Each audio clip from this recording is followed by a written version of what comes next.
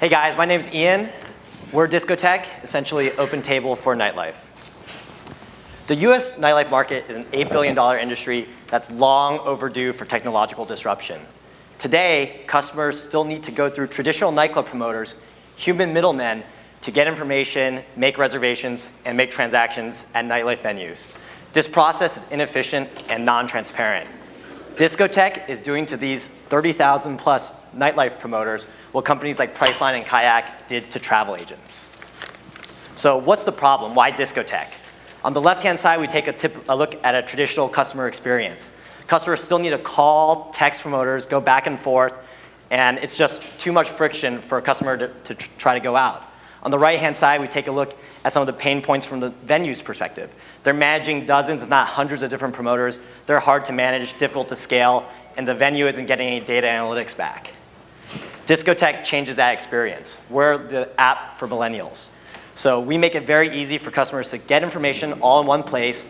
We make it very transparent what prices are, what you're getting for the table or ticket, and then ultimately it's easy. You can make reservations, get confirmation, get receipts directly from the phone, and we handle transactions directly. To date, we've partnered with over 130 different nightlife venues across cities like LA, Las Vegas, Miami, San Francisco, and our partners include 7 of the top 10 biggest venues in the country by revenue. So like XS, Marquee, some of these guys do over $100 million of revenue each. So how do we make money? On the far right, we take a look at it's the guest list. We make $3 to $5 commission per transaction there. On ticketing, we make between a 15 and 20% service fee. And on table bookings, we make between 10 and 20% commission on the revenue booked. To the venue, it's risk-free to work with us. We only eat what we kill, and that's what makes it really easy for us to sign on these venues. Monthly bookings to date, so this is our gross merchandise volume. We just had our best month in September, did a little over 340,000 in monthly GMV. On this slide, the green line is essentially our gross profit. We just broke over 40,000 a month last month.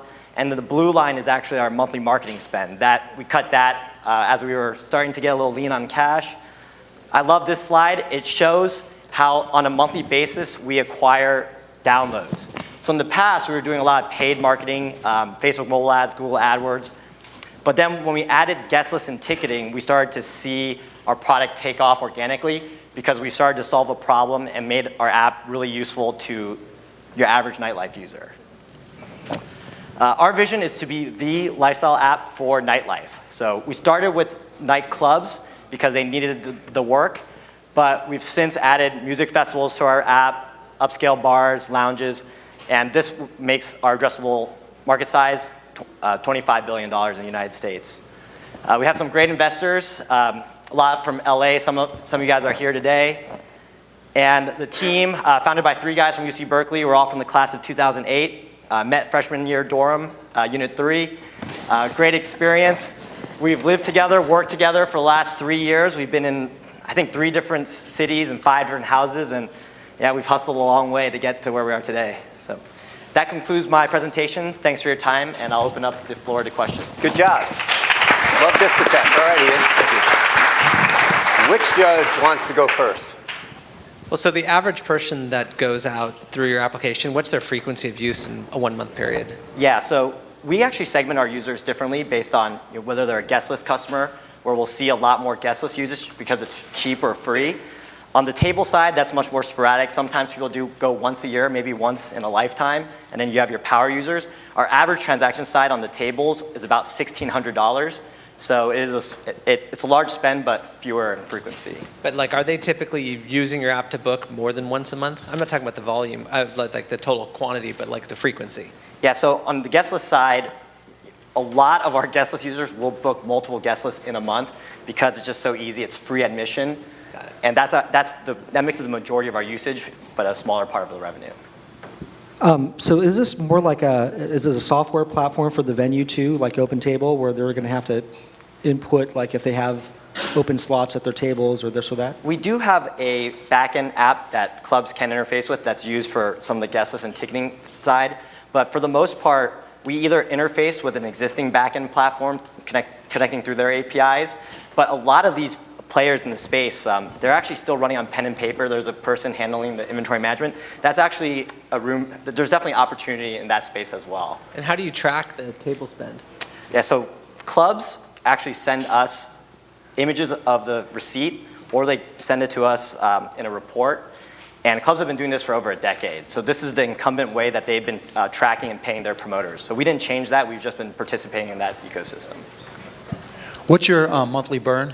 Yeah, so we're pretty lean. We're currently spending about $25,000 a month. We're actually profitable right now because we're, Okay, yeah. that's what I was asking, because you should be. Because, how do you deal with blacklists to keep people like me out of their clubs? So the only people we currently blacklist are people who've no-showed to reservations 2 times in a row without canceling.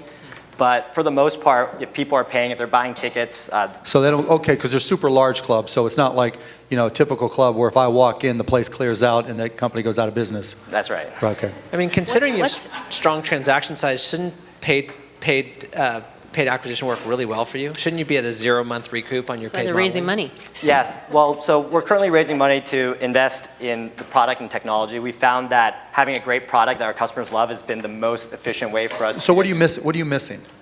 I think currently there's a lot we're doing on, again, the product side. We're rolling out a web app, which will help us with distribution, accessing people who don't want to download an app. But we're missing a large social component to the platform. We have the ability for customers to discover events, make transactions, get into the club, but nightlife is inherently a social activity. Yeah, but are they using you to be social, or are they using you because, hey, I can get in, I'm going to Vegas, I'm going to download this app because I can get into SLS or They're XS? currently using us for the latter, so discovering events, which is useful, and then getting into the clubs. We save them time and a lot of times money as well. But again, there's a huge social element to clubbing. You don't go by yourself. You want to know where your friends are going. You want to know what's hot. And again, we've been growing organically for most of our growth is organic. And whatever we can do to increase that viral coefficient of our app, to spread it. Are you marketing it like to bachelorettes and bachelor parties? We try to. They're great customers. And that's why we see some of the seasonality in the summer, because that's when all the weddings are, and that's when we try to. I mean, we definitely want to get it out there. Why does or doesn't a venue sign up with you? Well, in the beginning, it was tough just because a lot of these venues are super antiquated and they don't want to do more work. Club owners and operators are not the easiest or most intelligent people to talk to. But Don't ever say that out loud to your customer.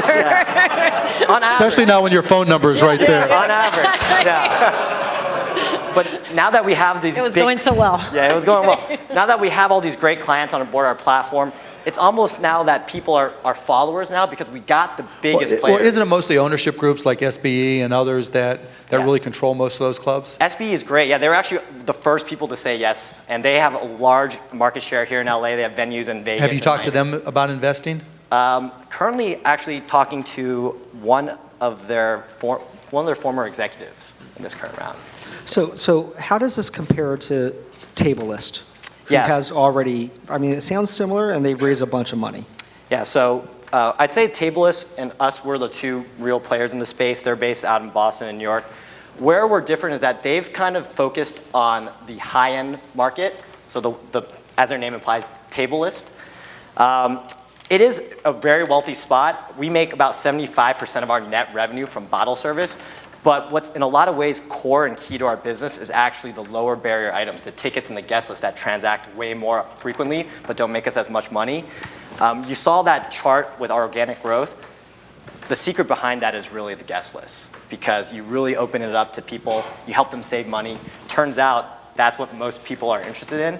And it's nice because once you acquire these customers and they use you for the low barrier item, they build trust with you. So we found in our behavioral funnel that over 40% of our table transactions first started from people who downloaded us and used us for guest lists. So it's Great. pretty key for us. Ian, Thank nice you. job. Thank you. That's Discotech.